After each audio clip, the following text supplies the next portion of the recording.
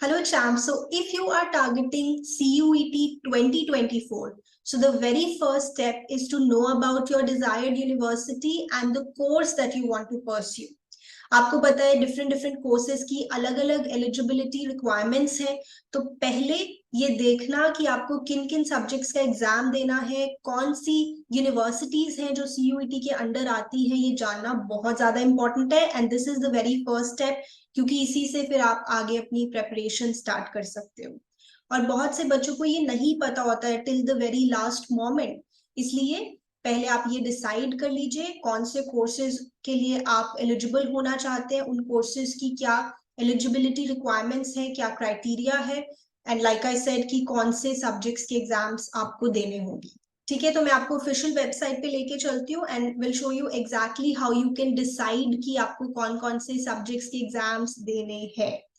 Right, so first of all you will visit the official website जो कि है CUET.samarth.ac.in।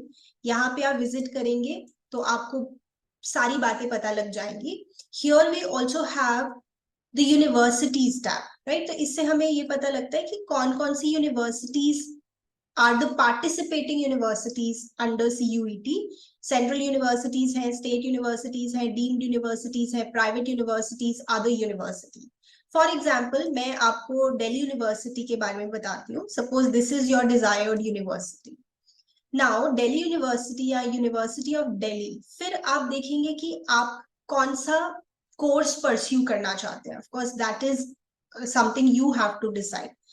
तो फॉर एग्जाम्पल इसमें हम देखते हैं कि बीकॉम या बीकॉम ऑनर्स का क्या एलिजिबिलिटी क्राइटेरिया है। पहले मैं आपको दिखाती हूँ BCom honours if you want to pursue from university of Delhi.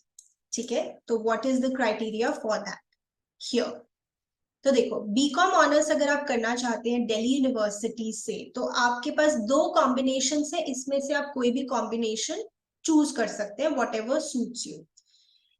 जिसमें क्या है, फर्स्ट कॉम्बिनेशन में any one language from list A.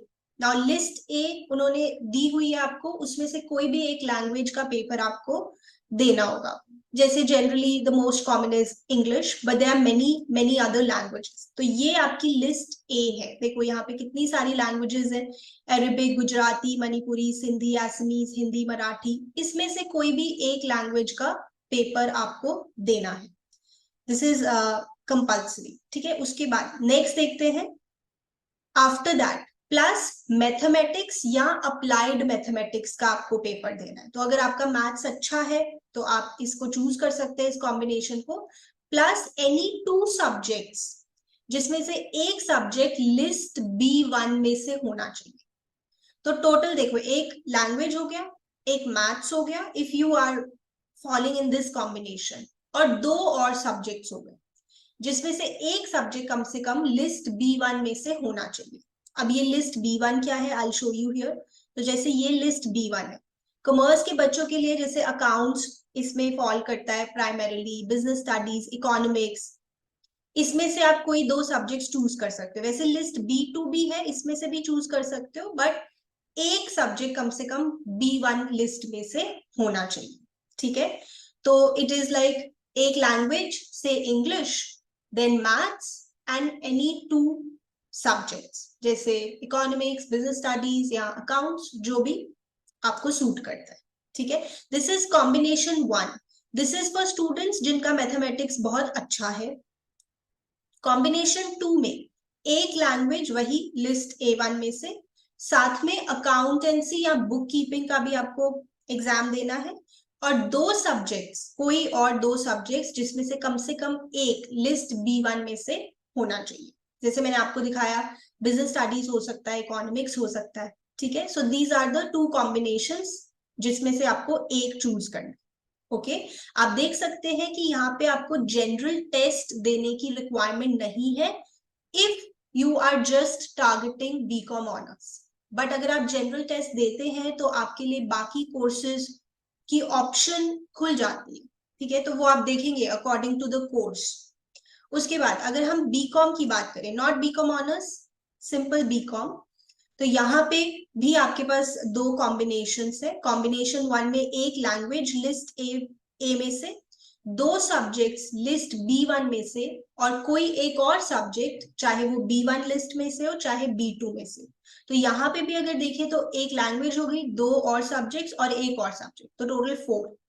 या फिर एक और कॉम्बिनेशन है, एक लैंग्वेज आप ले सकते हैं, any one subject either from list B1 और B2, एक सब्जेक्ट किसी भी लिस्ट में से चूज कर लो, लिस्ट भी मैंने अभी आपको ऊपर दिखाई।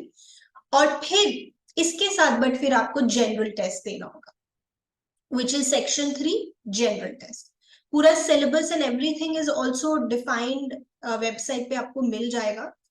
तो इस तरह से पहले आप देखिए कि what is the course that you want to pursue and उसका क्या इंस्ट्रक्शन है, एलिजिबिलिटी क्राइटेरिया। फॉर एग्जाम्पल आप बीकॉम ऑनर्स टारगेट कर रहे हैं और आप कॉम्बिनेशन 1 या कॉम्बिनेशन 2 किसी में भी फॉल करते हैं, तो देखो चीजें आपके लिए कोई बहुत ज्यादा डिफिकल्ट नहीं है। 3 सब्जेक्ट्स हैं, mostly it is accountancy, economics, business studies. काफी सारा सिलेबस तो 12th वाला ही है। तो जो चैप्टर्स आप अपने बोर्ड्स के लिए प्रिपेयर कर रहे हो उसी के साथ में अच्छी क्वांटिटी में एमसीक्यूज भी प्रैक्टिस करते जाओ, बिकॉज यू नो सीयूईटी का जो पैटर्न है दैट इज एमसीक्यू बेस्ड, और उसमें स्पीड बहुत ज्यादा मैटर करती है। तो अभी आप खुद को इतना बर्डन ना दें और बस अपने बोर्ड्स को बहुत अच्छे से प्रिपेयर करें, because that is going to clear your fundamentals. साथ में सभी चैप्टर्स के एमसीक्यूज को अच्छे से प्रैक्टिस करें। वैसे भी आपको एमसीक्यूज बोर्ड्स के लिए भी प्रिपेयर करने ही है, बट उन्हीं को थोड़ा और अच्छे ढंग से प्रिपेयर करो, ज्यादा क्वांटिटी में एमसीक्यूज प्रैक्टिस करो।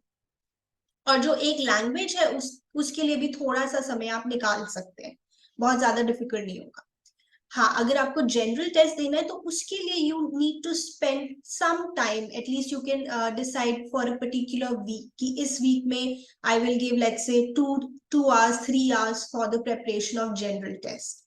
तो इस तरह से आपको प्रिपेयर करना चाहिए, क्योंकि देखो अल्टीमेटली आपको जो एडमिशन देना है वो सीयूईटी के स्कोर ने देना है। बोर्ड एग्जाम्स भी इंपॉर्टेंट है, आई एम नॉट सेइंग कि बोर्ड एग्जाम्स बिल्कुल वेस्ट है, नहीं, they are also very important. It's important to build the self confidence and of course जो fundamentals आपके clear होते हैं। boards के लिए भी हम कितनी मेहनत करते हैं, you know, so that is also very important। but साथ साथ आपको CUET के बारे में भी सोचना है, प्लान करना है, पढ़ाई भी आपको साथ में करनी है।